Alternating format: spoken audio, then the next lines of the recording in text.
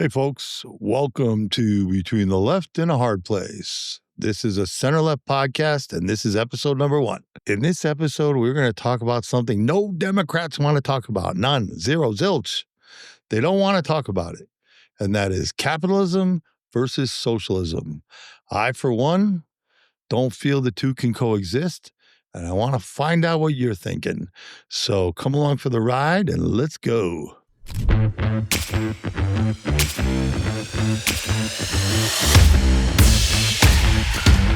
Hi, folks. My name's Dean Charles. I'm the host. This is Between the Left and a Hard Place, and we are a center-left podcast. A little bit of my background. I did a talk show here in Las Vegas, a radio talk show for 4 years where we modeled it after the old Hannity and Combs show. Hannity and Combs was a show on Fox News with Fox News personality Sean Hannity and Alan Combs. Sean Hannity was a Republican/conservative, and Alan Combs was the Democrat/liberal. And they discussed the topics of the day and tried to come to some kind of consensus. And it was a great show. I enjoyed it when it was on. It was on years and years ago. And we modeled our show after that. I did it with a friend of mine, Pat Casale, he was the Republican/conservative on the show. He was very involved in Republican politics here in the state of Nevada. And it was a call-in show. And we had a lot of callers, great callers. And the one thing that stood out over everything, and the reason why I'm doing this show right now, and I just really want people to understand this, is that every single conservative/Republican that called our show, and I mean every single one, seriously, 100% viewed every single Democrat as a socialist. I really need people to understand that, because I did the show for 4 years, and yes, and don't forget, Nevada is a purple state, right? It is a 100% purple state and a swing state, and yet every single Republican who called in viewed every single Democrat as a socialist. That's the big problem. The Democrats don't really want to understand why they lost this last election so bad. I've been trying to get people to understand, but I don't hear them talking about it. They come up with all kinds of other excuses and other reasons why they lost, right? It's, the economy. They even know they screwed up on the border, but they still don't think that has anything to do with why they lost. Every Democrat still talking about, the price of eggs and the economy, and that's ridiculous, right? It's not why you lost. The reason why you lost, well, listen, nobody said it better than the sports journalist and the incredible sports journalist and ESPN host and radio talk show host, podcaster, incredibly intelligent guy, Stephen A. Smith. So here he is. Here's what he said on the Bill Maher show. It was on the Bill Maher show about 2 months ago, and here's what he had to say. Here's the deal. The man was impeached twice. He was convicted on 34 felony counts. And the American people still said, he's closer to normal than what we see. Exactly. Left. That's what they're saying. He's closer to normal. Why? Because something that pertains, when you talk about the transgender community, for example, and you're talking about the issues that pertain to less than 1% of the population, the Democratic Party came across as if that was a priority more so than the other issues. Okay, so Democrats, do you understand that what you were offering was so pathetic that Donald Trump was more normal? That's what Stephen A. is saying here. What Donald Trump was offering was more normal, right? And here we are today, where the leader of the Democratic Party right now seems to be AOC, Alexandria Ocasio-Cortez. She was at least a full-fledged member of the Democratic Socialists of America. Her and the squad, they're socialists. I think she's trying to distance herself right now from the DSA, but she still was a member, and it's still her beliefs. So right here, I want to show everybody this because everybody needs to read this. This is the DSA, the Democratic Socialist Platform, political platform, the Democratic Socialists of America political platform. I implore, I beg every single one of you to pull this down off the internet. Seriously, pull this down off the internet and read it. The devil's in the details. Now, I'm going to go over some of the big ticket items today, and in later episodes, we'll get into some of the details. But let's not fool ourselves. I call this AOC's Project 2029.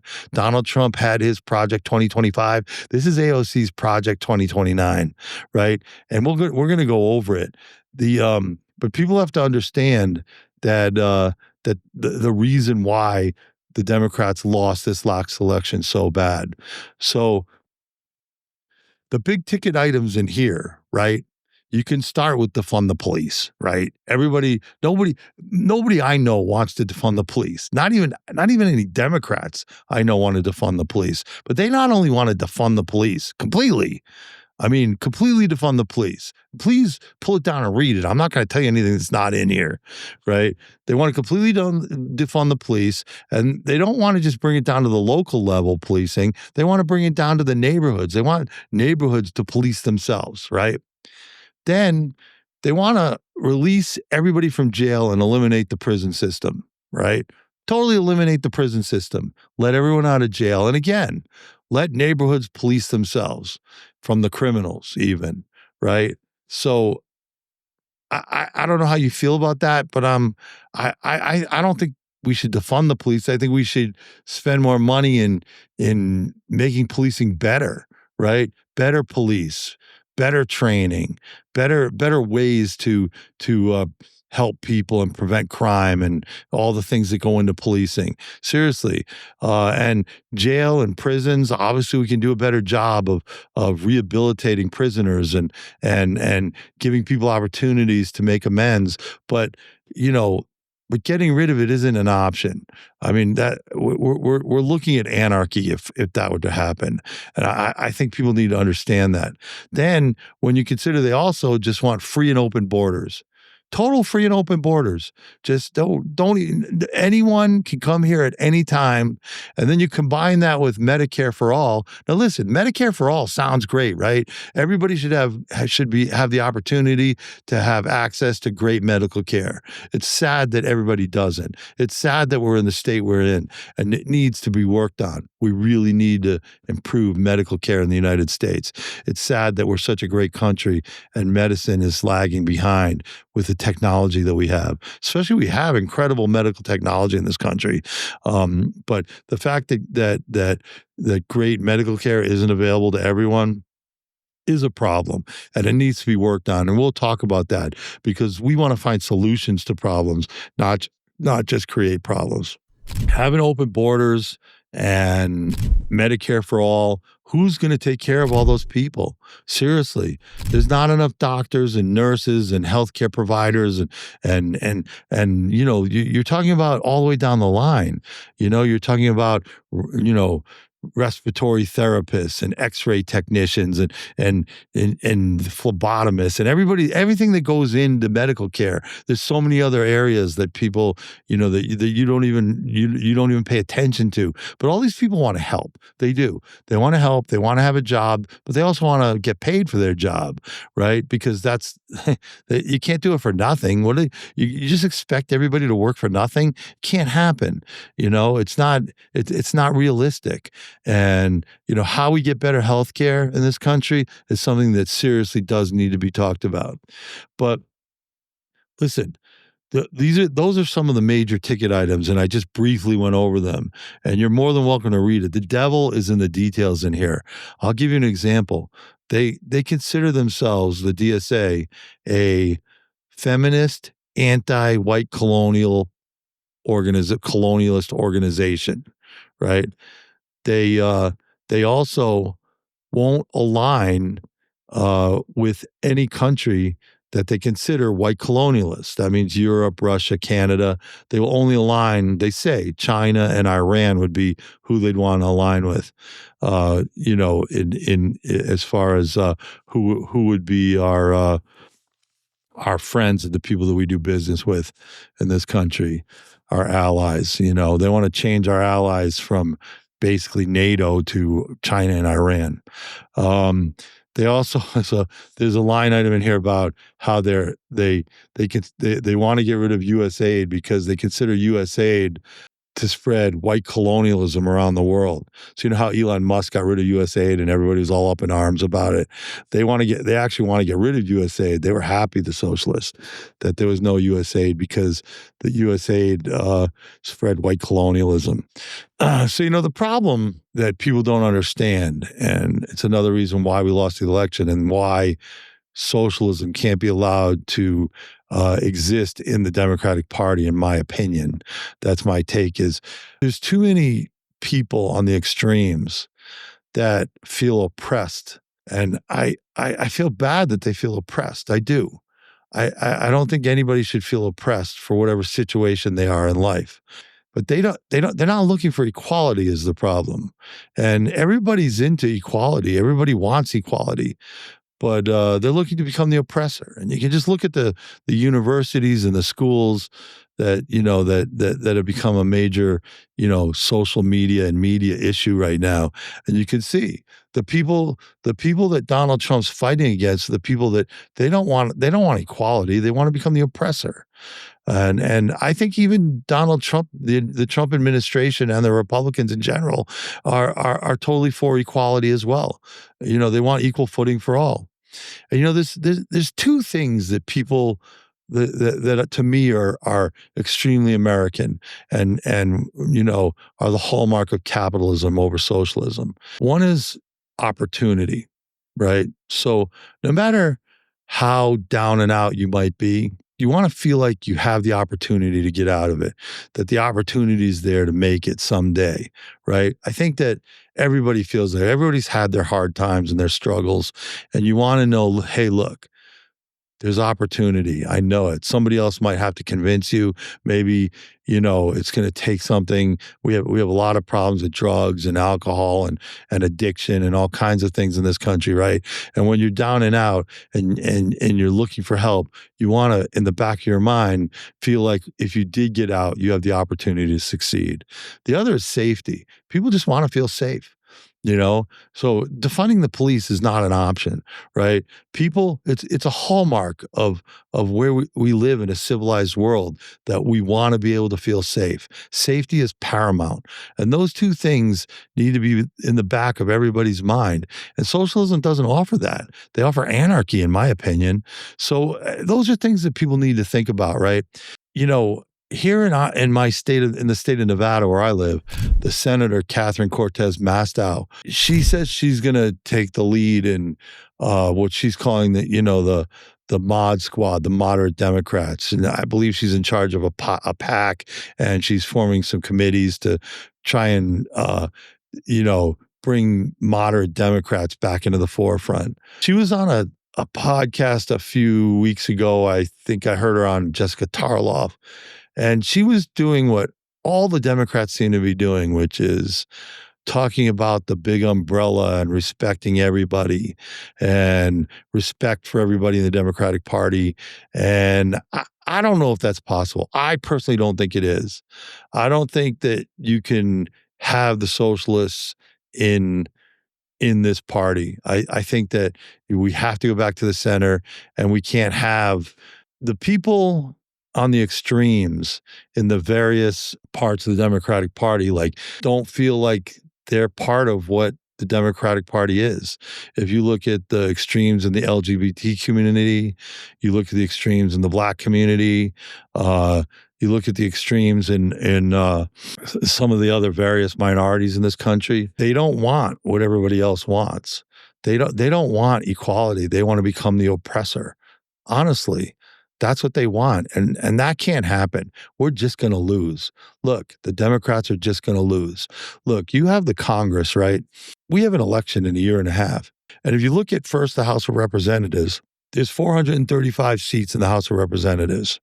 Of that, 35 to 40 are considered purple. 35 to 40 only, right? Out of 435. you have to understand the rest of the seats are already predetermined because of gerrymandering and redistricting and everything that's gone into how we set up districts in this country. All the other districts are already set. It's not a matter of who wins the general election. It's a matter of who wins the primary. Whoever wins the primary, if it's a red district, the Republicans are going to win. If it's a blue district, the Democrats going to win. There's only 35 to 40 purple seats. If those seats are, if a socialist were win a nomination in a purple district, they'd have no shot. We can't let that happen. It just can't happen. Somebody very moderate, very, very understanding of the 80-20 issues and being on the right side of the 80-20 issues. And that's something else that we need to talk about, because the Democrats are so often on the wrong side of the 80-20 issues. I don't understand. There's 80-20 issues out there that you need to be on the 80% side. This is what Trump harnessed in the last election. He got on the right side of the 80-20 issues. We all know the border, biological males, participating in women's sports. These are 80-20 issues. And in my mind, some of them are 99-1 issues, and we can get into that. But you can't be on the wrong side of this. And they seem to be. They seem to be drawn in by the socialists and on the wrong side of the 80-20 issues. You'll never win another election if that's what you do. If you're going to be on the 80-20 side of these issues, you're never going to win another election. Seriously, we have to re-identify the Democratic Party and take it back and not go along with the socialists. We can't win if we do that. Do you understand? It's not a winnable situation. So getting back to Congress, there needs to be a concentration on the purple districts. Make sure we have good, moderate candidates running, candidates that can win, right? We have to focus on that. And in the Senate's going to be a tough ride. There's some Senate seats that are up for grabs. Number one, Georgia, John Ossoff, his seat's definitely up for grabs. He's a Democratic senator in a red state. I don't know who's going to run against him yet, but he's definitely in danger. There's no question. And there's other places where Republicans are in danger, but the Senate's going to be a tough get too in the next election. And if Democrats don't change their course, they have no chance. No chance. Seriously. So let's get back to talk about the 80-20 issues a little bit, because Donald Trump used the 80-20 issues to propel himself to victory. And you have to understand that. Forget about all the other chatter that people want to think that the reason why we lost are. Donald Trump harnessed the 80-20 issues, and he did it to perfection. And, you can... I'm going to do an episode on what I'm going to say is a game theory episode discussing the 80-20 issues and how Donald Trump won. But when you look at some of them, like obviously the biggest one besides the border, well, there was the border, which I think everyone agrees with. The Democrats are even starting to say, we messed up on the border. But when you look at biological males wanting to perform in women's sports, wanting to participate in women's sports, like I said, my take is that's a 99-1 issue, where I don't know anyone that agrees with that. No one. I really don't know anyone in my world that thinks that biological men should be able to participate in women's sports, especially my friends with daughters and who enjoy sports. And I mean, forget it. I don't know anyone. Let me explain to you why too. I'm going to give you a good reason why, because when I was in high school, right, I would have loved nothing more than to be on the basketball team, the men's basketball team at my high school, right? I love basketball. I played all the time with my friends. I was an average player, I wasn't. I liked basketball. I enjoyed it, but I wasn't great. I was average. I liked playing, and I played with my friends, and I had a lot of friends that were way better than me. They were great. And they didn't make the men's basketball team. And you know why? Because you don't get what you want. You don't just get what you want in this country. You have to earn it.